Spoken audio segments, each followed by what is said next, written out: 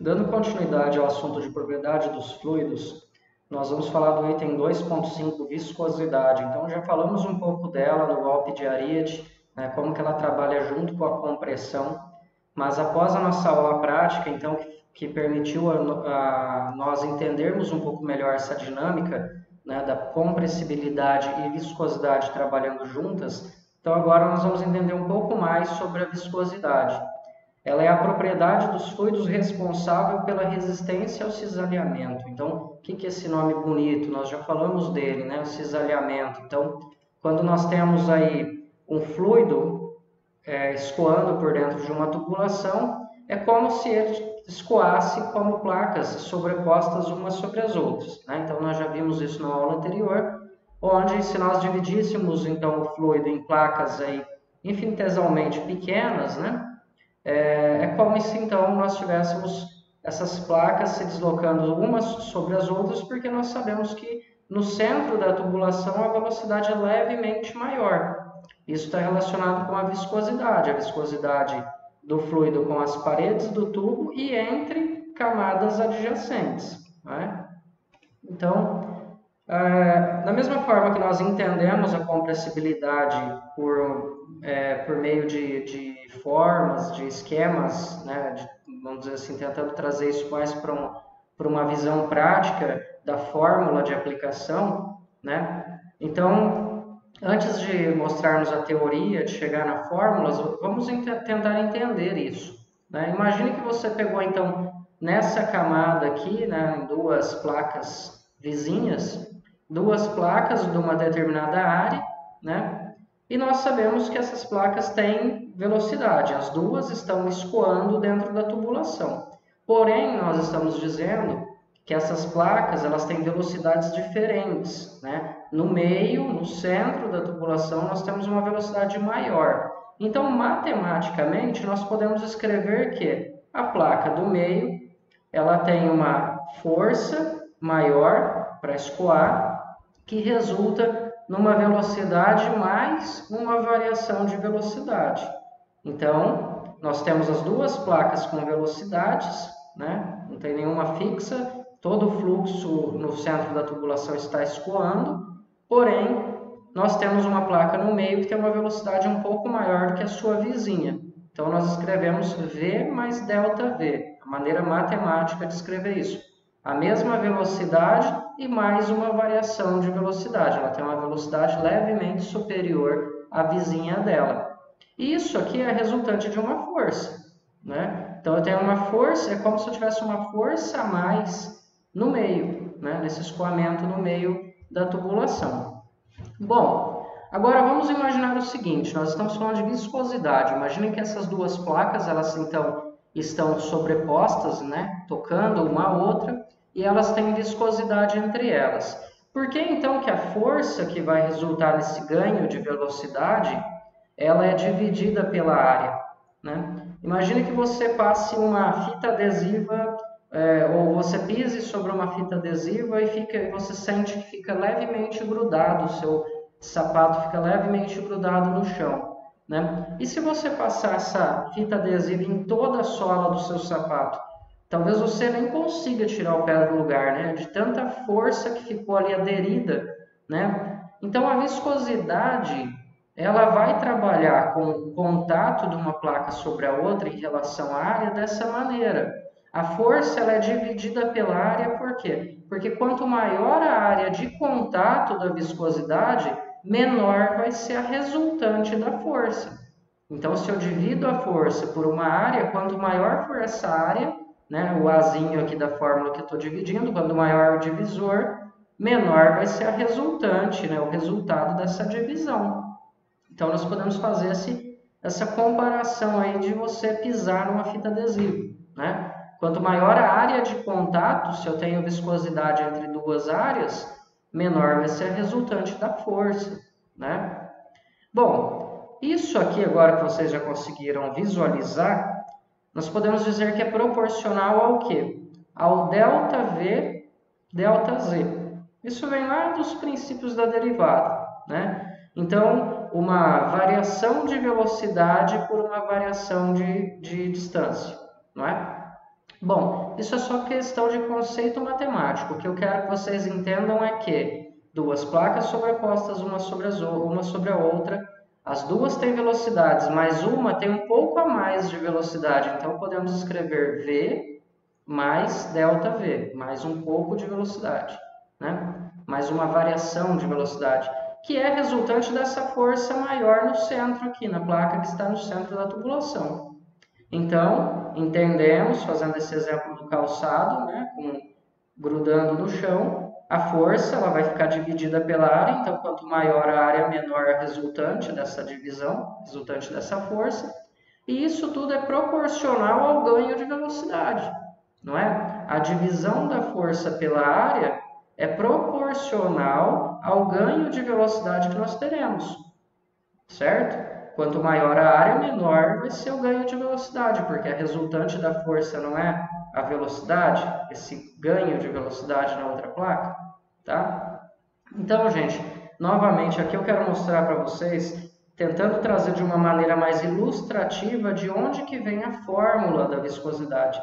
Assim como na outra aula nós fizemos da compressibilidade, né? Ficou muito mais fácil de entendermos do que fazermos aí 4 ou 5 páginas de caderno de dedução matemática para chegar na fórmula, não é? Então não fica mais fácil entendermos assim? Então vamos lá. Acontece que, da mesma maneira que na compressibilidade, nós temos um coeficiente, tá? Um coeficiente de proporcionalidade. Então, F dividido por A, força dividida pela área, a resultante é o ganho de velocidade, que nós só colocamos o ΔZ aqui por questões de princípios matemáticos, né? Que é o mesmo princípio da derivada que vocês aprenderam em cálculo, né? E temos um coeficientezinho aqui que é o coeficiente de proporcionalidade, assim como o de proporcionalidade cúbica. Bom, então na viscosidade dinâmica nós temos aí a fórmula, né? Então se nós passarmos ainda a área para cá multiplicando, poderíamos escrever força é igual ao coeficiente vezes a área vezes ΔV ΔZ. E nós queremos chegar no coeficiente, olha. E se eu passar, então, nessa fórmula aqui, isolar o coeficiente aqui em cima, então eu passo o ΔV que está em cima para o lado de cá e vem para baixo dividindo, e o ΔZ que estava embaixo vem para o outro lado multiplicando, não é? Então, veja lá, o ΔV veio para baixo, o ΔZ foi para cima, isolamos o coeficiente. Essa seria uma maneira, então, de encontrarmos aí a forma de calcular o coeficiente de viscosidade dinâmica, que é 103 vezes 10 a menos 6 kgfm por metro quadrado da água, né? Então, veja que é um valor muito pequeno, né? 10 a menos 6 significa que se eu jogasse a potência para baixo dividindo, o expoente fica positivo, ou seja, 10 a sexta. Então, 103 dividido por 10 a sexta dará um número muito pequeno, não é? 6 casas depois da vírgula, então daria 0,000103 kgfm por metro quadrado. Isso porque a viscosidade da água ela realmente é muito pequena, né? A grandeza dela é muito pequena. E lembrando que sempre que a gente fala em viscosidade de qualquer fluido, nós temos uma tabela que vai indicar qual é a viscosidade numa respectiva temperatura. A temperatura altera a viscosidade dos fluidos. Então, aqui, essa referência de viscosidade dinâmica da água é a água a 20 graus Celsius, ok? E como que a gente pode lembrar dessa relação? O aumento da temperatura aumenta a viscosidade ou diminui? Eu gosto de dar o seguinte exemplo, né? Quando você tem um fluido que é mais viscoso, que a viscosidade dele é visível, porque da água para nós a viscosidade é tão pequena que fica difícil da gente visualizar isso, imaginar isso, né? Mas ela existe e é uma das responsáveis pelo golpe de Ariete, né?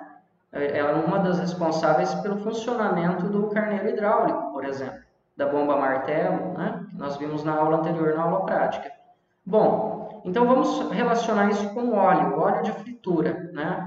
O óleo, então, você tá lá coloca ele numa panela, quando ele esfria, o que que acontece? Ele fica mais viscoso, né? Mais difícil de ser retirado da panela, de fritura, enfim. E quando você aquece, ele perde viscosidade, ele diminui a viscosidade dele, né? Então, para todos os fluidos funciona dessa maneira, certo? Temperaturas maiores, menor a viscosidade. Temperaturas menores, maior a viscosidade. Então, são inversamente proporcionais a viscosidade e a respectiva temperatura do fluido.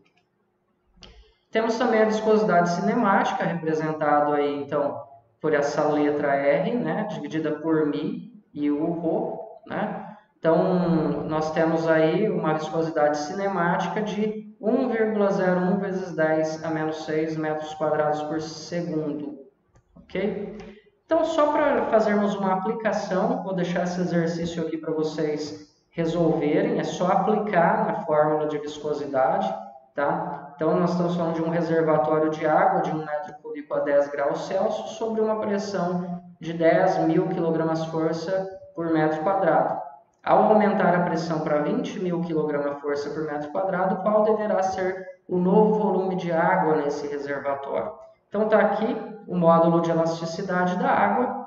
E aí, olhando as aulas, a aula anterior, que nós falamos compressibilidade, vocês vão aplicar a fórmula, tá, para resolver esse exercício. Então, voltem lá na aula de compressibilidade, peguem a fórmula, né, e apliquem nesse exercício.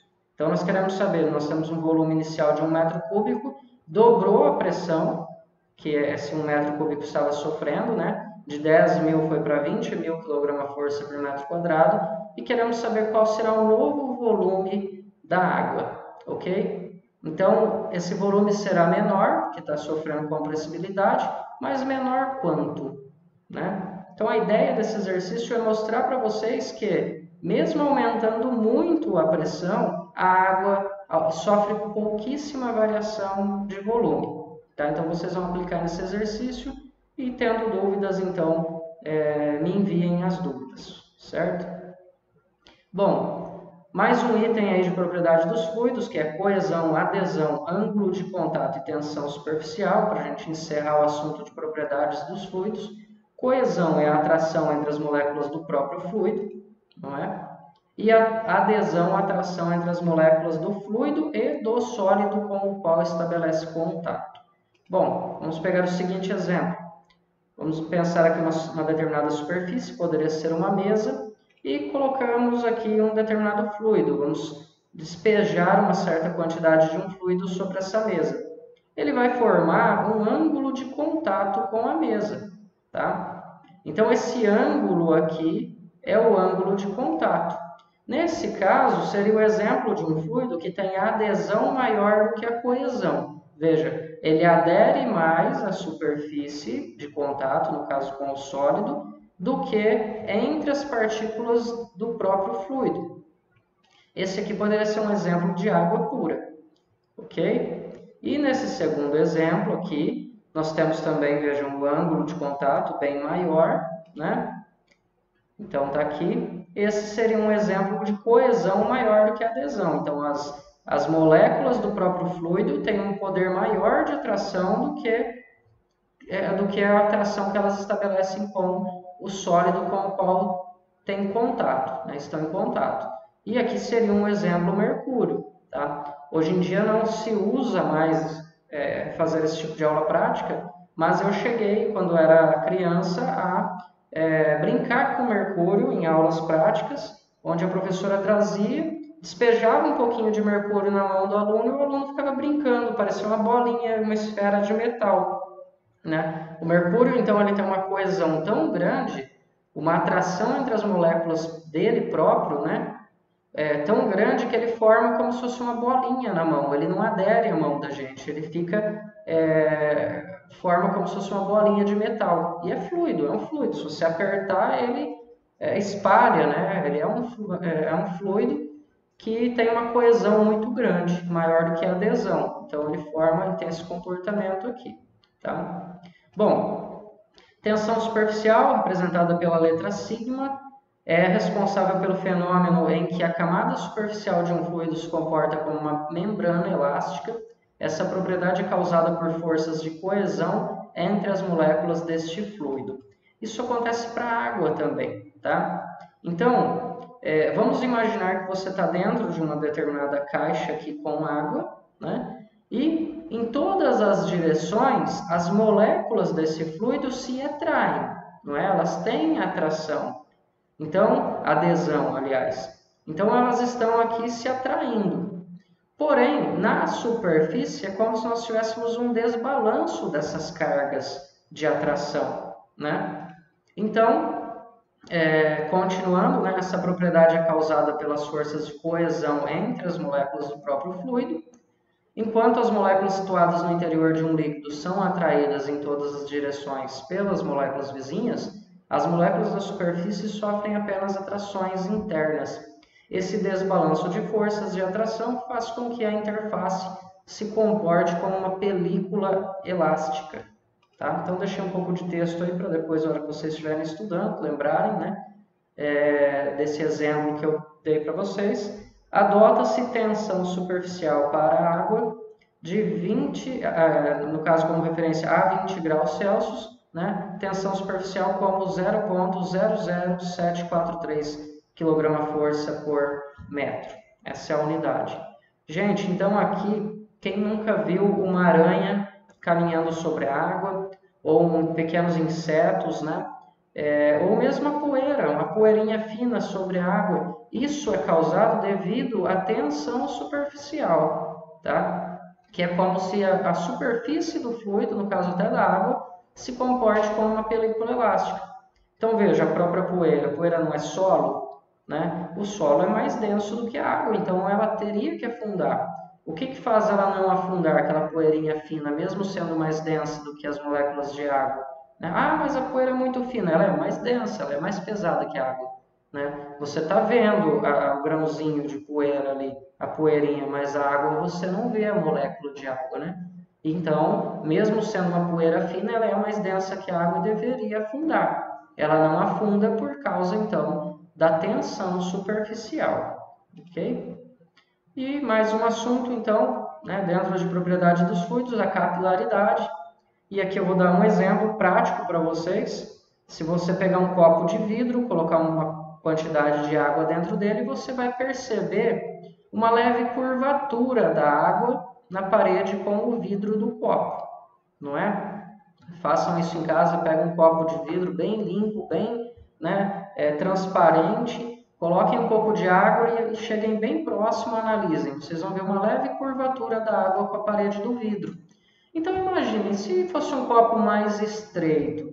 Se esse copo fosse mais estreito, a altura em si seria a mesma, porque isso está relacionado com efeitos de adesão, né, do fluido com o sólido que estabelece contato.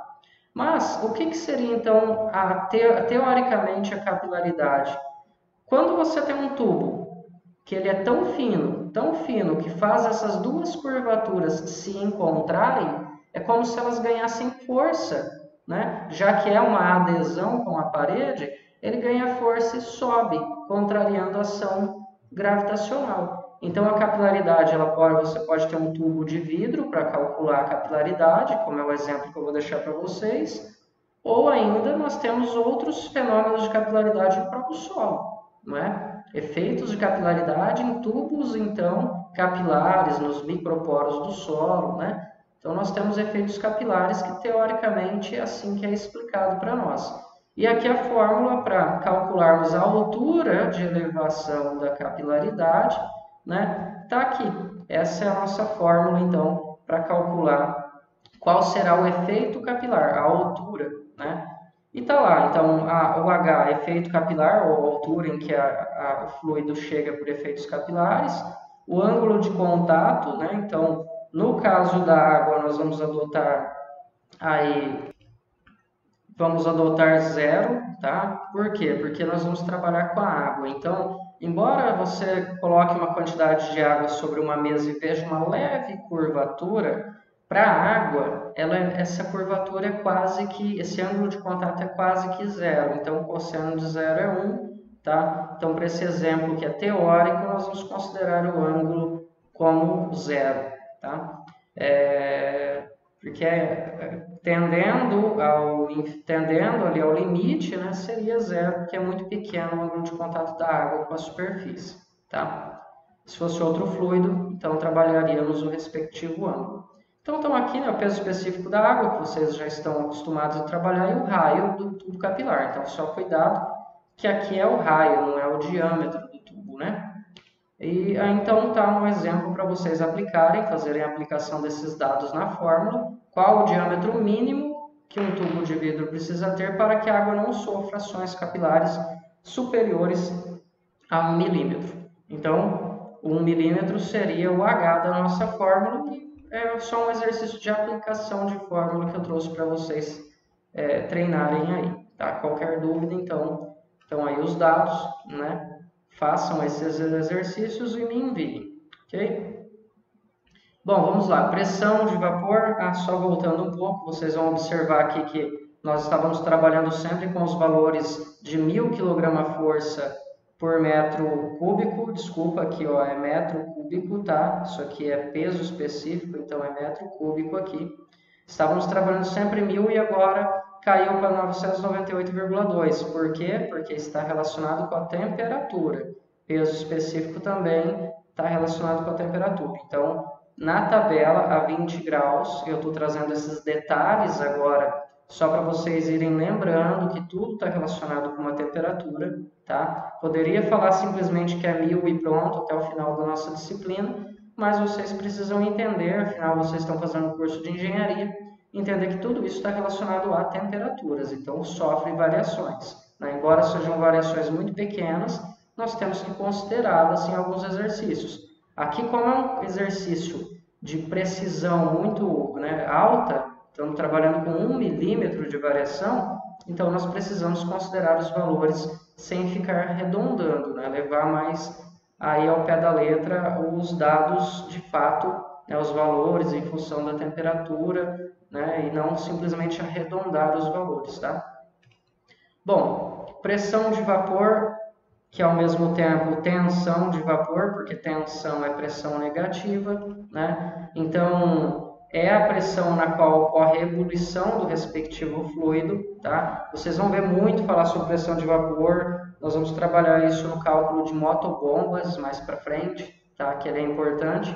E a pressão de vapor, ou tensão de vapor, se for pressão negativa, então, é porque a ebulição, ou seja, para passar do estado de líquido, do estado líquido para o estado de vapor, depende muito da pressão em que estamos, tá? Então, por exemplo, nós temos o costume de dizer, né, que a água ferve, ou seja, passa, né, do estado líquido para o estado de vapor, sofre ebulição a 100 graus. Mas 100 graus é o nível do mar, que é a nossa referência, ou seja, a pressão de 1 atm. Lembra da nossa tabela de unidades, né? Uma atmosfera de pressão, porque o nome atmosfera de pressão virou também uma unidade de medida, né? Porque 1 atm, uma atmosfera, é a nossa referência ao nível do mar, e aí nós convertemos para as outras unidades, né? Como 10 metros de coluna d'água ao nível do mar e tantas outras unidades que a gente já trabalhou.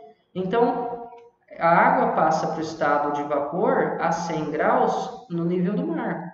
Em outras regiões, tem outra temperatura. Por exemplo, para que a gente consiga relacionar isso com pressão. Panelas de pressão permitem que a água alcance maiores temperaturas antes de chegar à ebulição, né? Isso permite cozinhar os alimentos a temperaturas muito maiores que 100 graus.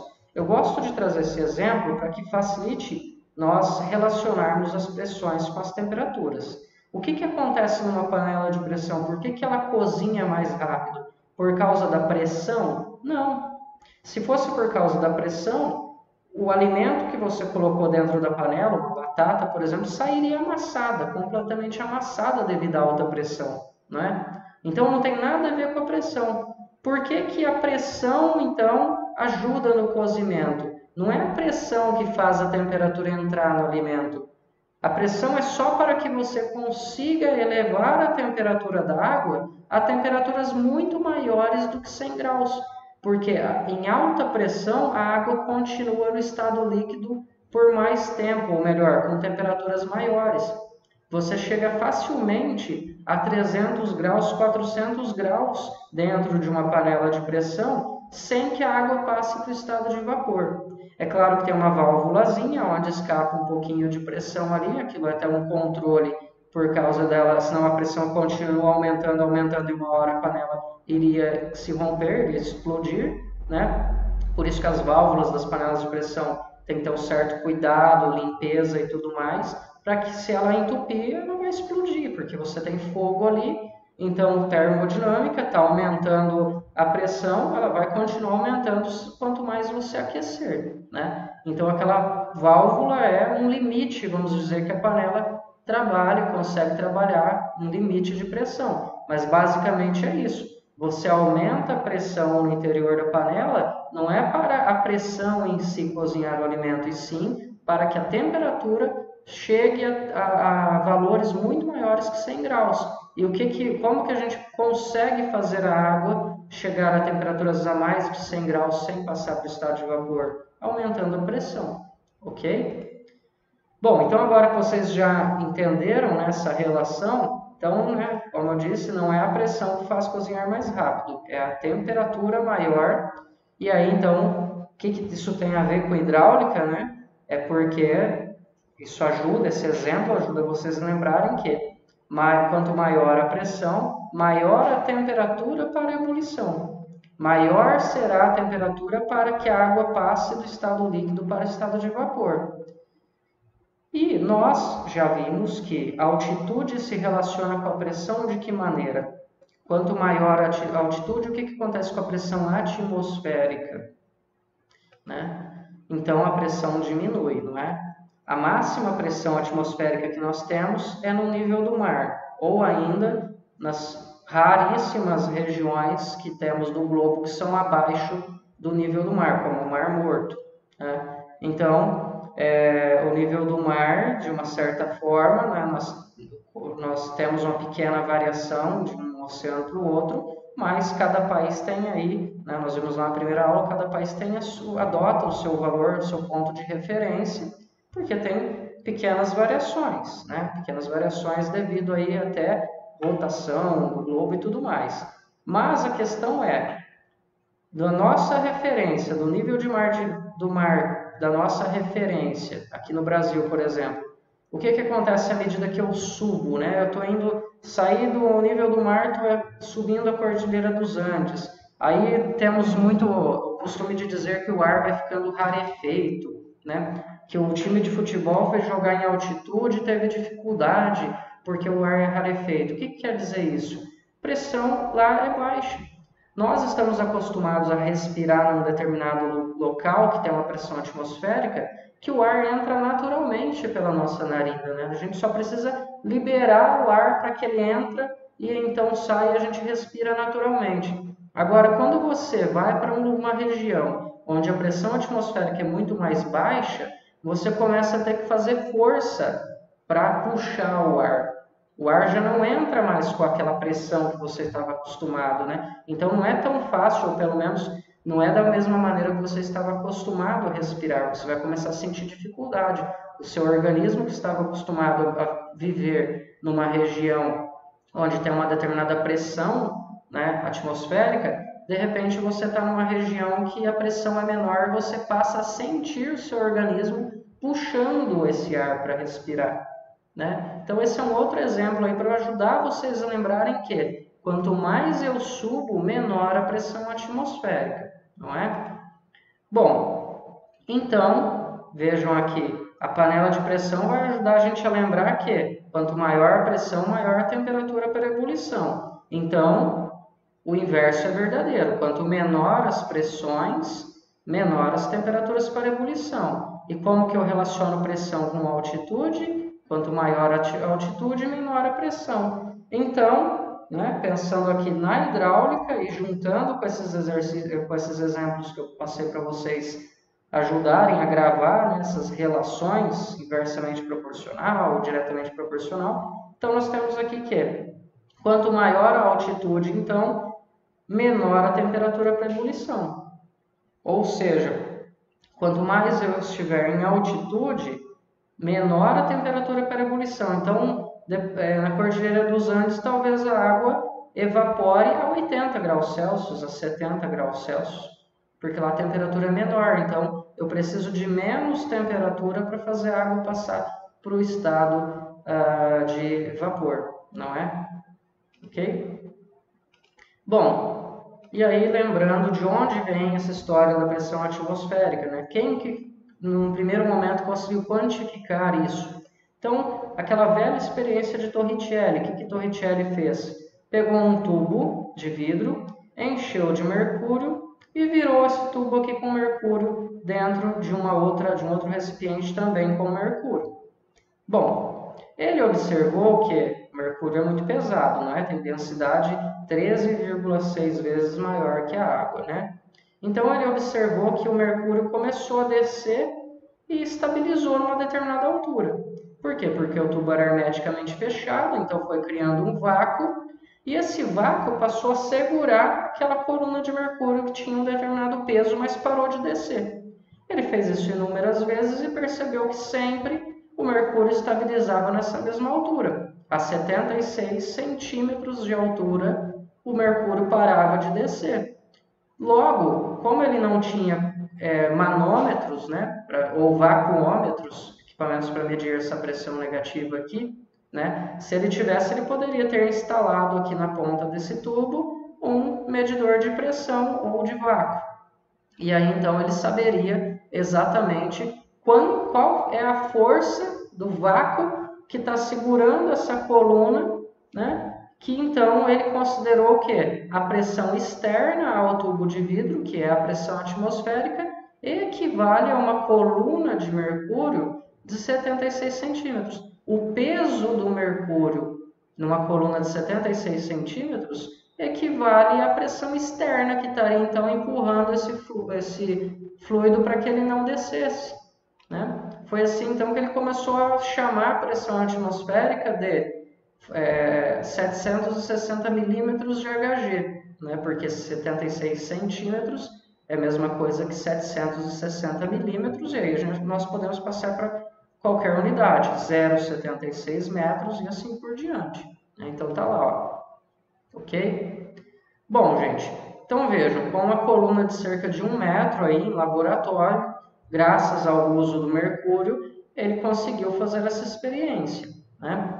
Mas, vejam como que muitas vezes no laboratório nós precisamos utilizar algumas substâncias, alguns elementos que não são tão do nosso cotidiano para ser possível fazer algumas observações, como foi o caso aqui da coluna de mercúrio, né?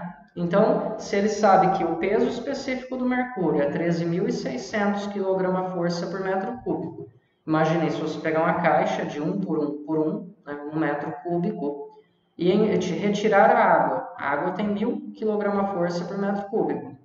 Se você retirar a água e encher de mercúrio, vai para 13.600 kg, né? Então, o mercúrio 13,6 vezes mais pesado que a água. Já vimos que a pressão atmosférica, aliás, que a pressão pode ser calculada apenas, né, dessa maneira simples, apenas o peso específico vezes a altura. Então, na aula prática lá da caixa d'água, nós mostramos isso com tubos de diferentes diâmetros, a pressão é a mesma, a pressão estática, né? Equivale à altura do nível, né, que aquele fluido está, vezes o peso específico dele. Então, ele considerou que a pressão atmosférica ela entrava em equilíbrio com essa coluna quando a coluna chegava a 76 centímetros e parava então de descer, entrava em equilíbrio com o meio externo, com a pressão atmosférica, e aí ele disse que a pressão atmosférica equivale ao mesmo peso de uma coluna de 76 centímetros, porque ela só desceu até ali, depois então estabilizou com as pressões externas, não é? Então, volto a dizer, se tivéssemos como medir o vácuo, esse vácuo aqui está equivalendo exatamente a 76 centímetros de peso, né, dessa coluna. Pressão que é 76 centímetros vezes o peso específico. Ou, nesse caso, por que estamos usando os 76 centímetros em metros, né? Então, 0,76 metros. porque aqui está em metros, temos que trabalhar na mesma unidade, não é? Então, veja que a pressão atmosférica, quando nós pegamos o peso específico do Hg e multiplicamos pela altura dele, então pressão a peso específico vezes altura, deu 10.336 kg/força por metro quadrado de pressão. Então, lembra daquela história do 10,33, né? Pressão atmosférica? Depende da unidade.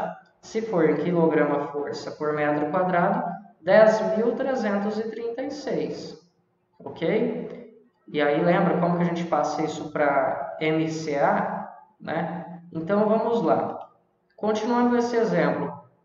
Então eu falei que muitos cientistas trabalham dentro de laboratórios com substâncias, né, talvez um pouco estranhas a nós, não é, do nosso cotidiano, e que muitas vezes algumas observações precisam ser feitas com essas substâncias diferentes. E aqui está um exemplo. Como que ele descobriria a pressão atmosférica se ele trabalhasse apenas com água, né? A água é muito mais leve do que o mercúrio. Então imagina, se nós fôssemos fazer essa mesma experiência com água, que altura teria coluna de água para se igualar à pressão externa? Porque a pressão atmosférica não muda, né? Não ia mudar só por causa de nós estarmos utilizando um fluido diferente. Então, existe a pressão atmosférica e nós queríamos um fluido, uma metodologia para determiná-la, né? Algo que pudesse determinar a pressão. Então, vamos lá, partindo da nossa fórmula, pressão é igual a peso específico vezes altura. Passo aqui o peso específico dividindo para isolar o H de altura, né? E então, pressão atmosférica, que é o que a gente já descobriu graças a Torricelli, né? Dividido pelo peso específico da água. Então, se nós quisermos fazer com a água, dará a altura de água. Quando era mercúrio, dava a altura de mercúrio, né? Então, nós sabemos que a pressão é 10.000 ou equivale a 10.336 kg/força por metro quadrado, que vem lá da experiência de Torricelli com mercúrio. E se eu fosse fazer com água, né? Então, o peso específico da água aqui, qual seria a altura? 10,336 metros. Do que? De coluna d'água, né? Então, eu precisaria de uma tubulação com mais de 10 metros de altura para que, quando eu virasse essa tubulação de ponta cabeça, ela é hermeticamente fechada e a água começasse a descer por causa do peso que ela tem, a altura da coluna se estabilizaria a 10,336 metros de altura. Imaginem como que a gente faria isso no laboratório, como que ele ia descobrir isso trabalhando com água. Por isso que foi feita com mercúrio e ele teve a felicidade de descobrir a pressão atmosférica, uma maneira de medir algo que, imagine naquela época, como medir algo que a gente não vê, né? Então, foi a maneira que Torricelli conseguiu mostrar para nós os efeitos da pressão atmosférica. E é claro, hoje em dia temos barômetros analógicos, digitais, equipamentos para determinar pressão atmosférica, não é?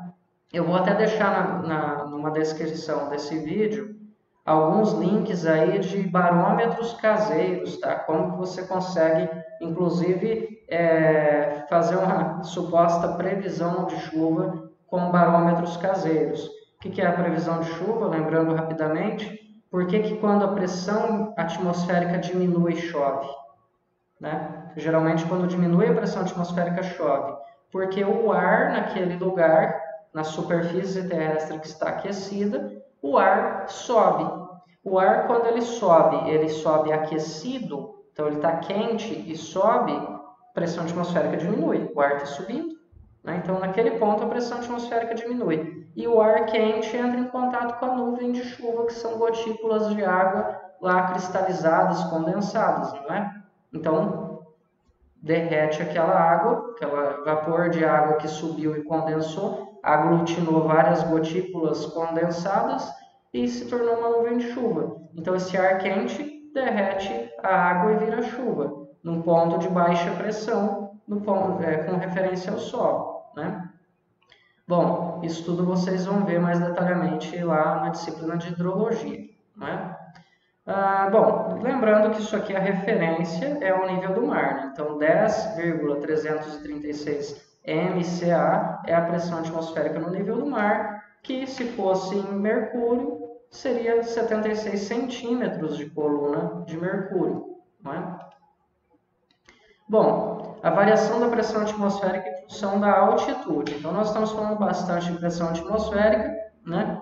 E a variação dela ocorre de 0,12 MCA, metros coluna de água, a cada 100 metros de altitude, tá? Então, ela vai diminuindo, né?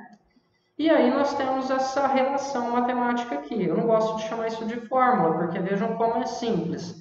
No nível do mar é 10,33 ou 336, né? Faltou 6 aqui, MCA, menos, porque à medida que eu subo a pressão atmosférica vai diminuindo. E qual que é a proporção que ela diminui? A altitude dividido por 100 vezes 0,12. Por quê? Porque é 0,12 MCA a cada 100 metros. Não é? Então, calculem aí a pressão atmosférica para Chapadão do Sul. Considerando que Chapadão do Sul nós estamos a 810 metros no campus da universidade, então 810 metros de altitude, qual seria a pressão atmosférica calculada? Será mais de 10,33 ou menos? Né? Qual será o valor? Então façam esse cálculo. Ainda com relação à pressão atmosférica, nós estamos falando da pressão atmosférica calculada, né, gente? Mas nós precisamos lembrar o que é pressão atmosférica. Pressão atmosférica nada mais é do que a soma das massas das moléculas que estão presentes no ar. Então, lembra da história lá da massa molar, massa da molécula, que vocês viam em química, não é? E achavam que nunca iam usar para nada, né? Às vezes o aluno fala assim, eu questiono o professor e falo, quando que eu vou usar isso na minha vida? Você usa em tudo, ainda mais na engenharia, tá? Então veja aí, ó, como você já precisa lembrar de um conceito tão simples para aprender, para entender melhor o que é pressão atmosférica. Quanto mais baixo você está, ou seja, no nível do mar, mais camadas de ar você tem sobre você, então mais peso de ar. O ar tem peso, é a soma da massa molar de todas as moléculas que estão compondo esse ar. Então, por isso que a pressão atmosférica também varia, ela não é só calculada, né? Eu ensinei para vocês o método de calcular, né, a pressão fixa. Mas por que a pressão atmosférica varia? Dentre vários fatores, a composição do ar. Às vezes chega uma massa de ar com uma composição um pouco diferente, né? Então nós temos aí, ó, se engana quem acha que é só oxigênio que tem no ar, né? Porque nós respiramos, nosso organismo ele aproveita o oxigênio do ar. Mas nós temos aí, ó, praticamente 75% da composição do ar é nitrogênio, tá? Aí nós temos hidrogênio, dióxido de carbono, entre outros gases. Então, a composição do ar, cada molécula tem uma massa e a somatória dessas massas dará a pressão atmosférica, tá? Por isso que à medida que a gente sobe, diminui a pressão atmosférica, menos camadas de ar sobre nós, tá? Então, dá para a gente fazer essa comparação para ajudar a lembrar. Então, é claro que isso está relacionado também com temperatura, com zonas de alta pressão, baixa pressão, correntes de ar, tá? Então, tudo isso influencia na pressão atmosférica. Mas, basicamente, por que tem uma forma de calcular o valor fixo, que é o que eu mostrei para vocês? Né? Que a pressão atmosférica diminui 0,12 MCA a cada 100 metros. Porque essa variação em função da composição do ar, ou outras variáveis, ela é muito pequena. Ela fica dentro de uma faixa de variação muito pequena, ok? Bom, e para encerrar a propriedade dos fluidos, nós vamos falar aqui da solubilidade dos gases nos líquidos, que é a aplicação da lei de Henry, que diz que, para uma temperatura constante, em condições de saturação, a relação entre o volume do gás dissolvido e do líquido dissolvente é constante. Vamos entender isso de uma maneira simples e prática? O que a lei, então, de Henry diz para nós? Basicamente, ela traduzindo, ela nos diz que os gases aumentam muito de volume quando diminuída a pressão, tá? Então, o melhor exemplo que eu tenho aqui para vocês é uma garrafa de refrigerante. Vamos pensar num refrigerante aí que seja incolor, transparente, né? Então você tem aquele refrigerante ali dentro, nós sabemos que nós temos um líquido dissolvente e um gás que está dissolvido nesse líquido, né? Você não está vendo o gás ali dentro, por quê? Porque ele está a alta pressão, então há uma temperatura constante. Em condições de saturação, a relação entre o volume do gás dissolvido e do líquido dissolvente é constante, né? Bom, e o que acontece quando você abre essa garrafa, né, esse refrigerante? O gás não sai porque aliviou a pressão. Ao aliviar a pressão, o gás não expande. Tanto ele expande que a gente passa a ver bolhas do gás subindo por dentro desse refrigerante incolor. Então, por que formou uma bolha e ela sobe? Porque o gás está ganhando volume. Como que ele está ganhando volume? Porque liberou a pressão. Então, ao diminuir a pressão, os gases aumentam muito o volume. Esse foi o exemplo prático que eu consegui achar para trazer para vocês. Ok? Então, está lá, diminuindo a pressão, o gás aumenta muito de volume.